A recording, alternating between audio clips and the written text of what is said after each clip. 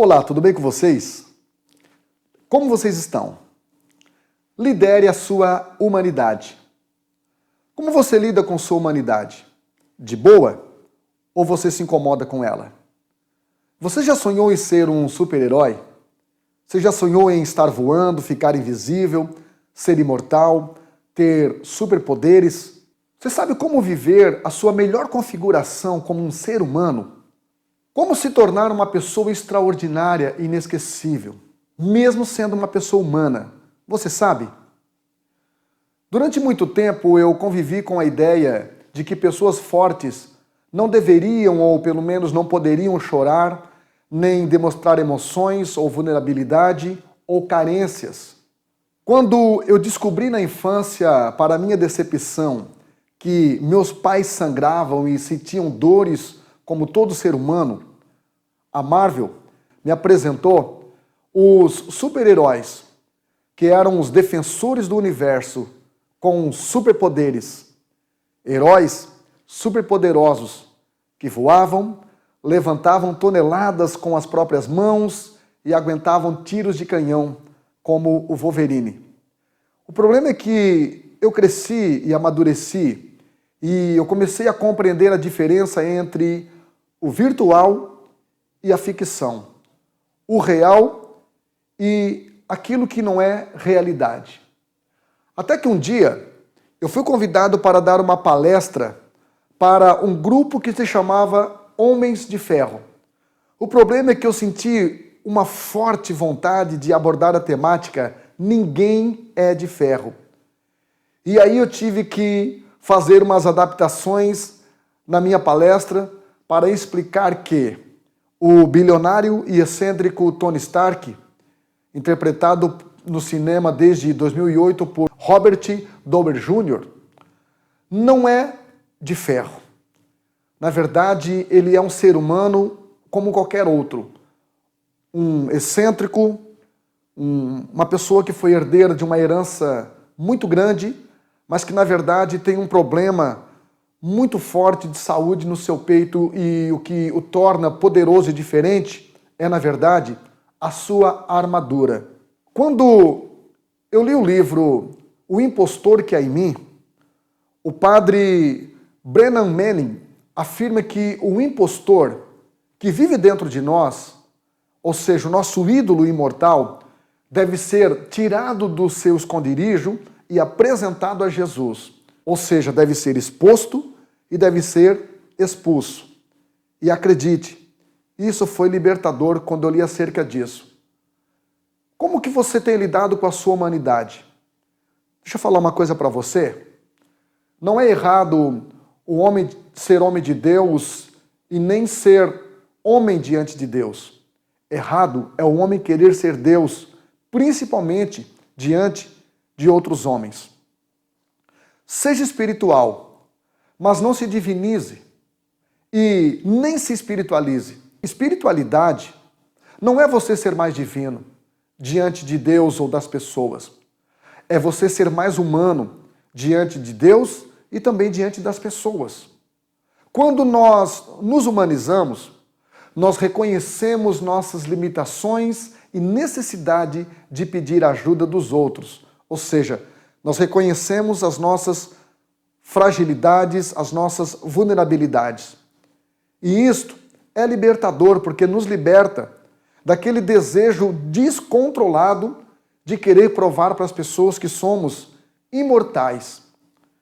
Quando nos humanizamos, nós deixamos de apontar o dedo para quem erra e merece e praticamos o estender de mãos para quem não merece. Quando nos humanizamos, nos posicionamos contra os erros alheios, mas nos apaixonamos pelos errantes, porque nos identificamos com eles.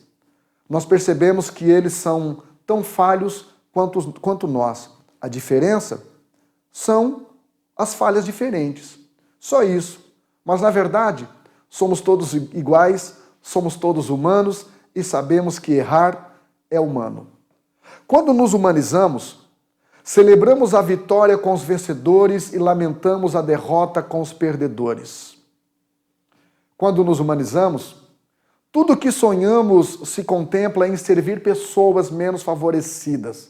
Magdalena Palhaferra, uma das maiores pianistas do mundo do século XX, foi a escola de piano, ou uma das escolas de pianos mais rigorosas dos Estados Unidos, onde os alunos estudavam exaustivamente 12 horas por dia, e quando eles perguntaram a ela o que deviam fazer para se tornarem melhores pianistas, sua resposta foi: fechem seus pianos e andem descalços pelo Central Park. Ela estava dizendo: é preciso sentir a emoção da terra para tocar o coração de pessoas. Às vezes, o foco excessivo na alta performance e no perfeccionismo nos desumaniza e nos robotiza. E isto é muito perigoso, porque nós entramos num piloto automático. E aí, a vida começa a perder o sabor. Quando nós nos desumanizamos, o excesso de saber rouba-nos o prazer do sabor daquilo que fazemos. Num curso de formação em coaching, que minha esposa fez na cidade de Florianópolis, perguntaram para um médico que estava ali se formando em coaching o que ele tinha ido buscar naquele curso. E ele respondeu: não vim buscar alta performance profissional, nem salário melhor, nem realização pessoal, porque, graças a Deus, todas essas coisas eu tenho de sobra. Eu vim buscar humanidade, pois tenho perdido muitos amigos de profissão para as drogas e o suicídio, porque passaram toda a sua vida debruçados em estudos querendo cuidar da saúde de todos e perderam sua humanidade, perderam sua sensibilidade. Ele disse: eu quero me sentir humano novamente. Isto é muito lindo, isto é muito bom. Hoje as pessoas querem ser estrelas, mas elas ignoram que andam ao seu lado pessoas humanas, pessoas da terra. Conclusão: lidere sua humanidade. No livro de Tessalonicenses, capítulo 2, versículo 5, está escrito o seguinte: porque há um só Deus e um só mediador entre Deus e os homens, Jesus Cristo, homem. Olha que coisa interessante. A Bíblia fazendo questão de evidenciar a humanidade do Deus Jesus. Jesus nasceu como homem e assim, nessa natureza humana, aliada à sua natureza divina, ele viveu as duas esferas. Como homem, ele sentiu dor, ou ele sentia fome, mas como Deus, ele é o pão da vida. Olha que interessante. Como homem, ele teve sede, mas como Deus, ele sacia a sede da alma dos homens. Como homem, ele sentiu cansaço, mas como Deus, ele alivia o cansaço dos cansados. Como homem, ele chorou, mas como Deus, ele consola os que choram e limpará dos seus olhos todas as lágrimas. Jesus era tão espiritual que se tornou humano, conforme está registrado em João 1,14, porque o Verbo se fez carne e habitou entre nós. Então, os Césares colocavam sua imagem naquilo que para eles tinha mais valor na terra, que era na moeda. Por isso, quando perguntaram a ele: é normal, é lícito nós pagarmos tributo a César? Ele disse: tragam-me uma moeda. E aí ele perguntou: de quem é essa efígie? De quem é essa imagem? E disseram: de César. E aí ele disse: dê a César o que é de César. Porque o César colocou a sua imagem naquilo que para ele tem mais valor na face da terra. Aí ele disse: mas dê a Deus o que é de Deus. O que ele estava dizendo é que Deus colocou a sua imagem naquilo que para Deus tem mais valor na terra, que é o ser humano.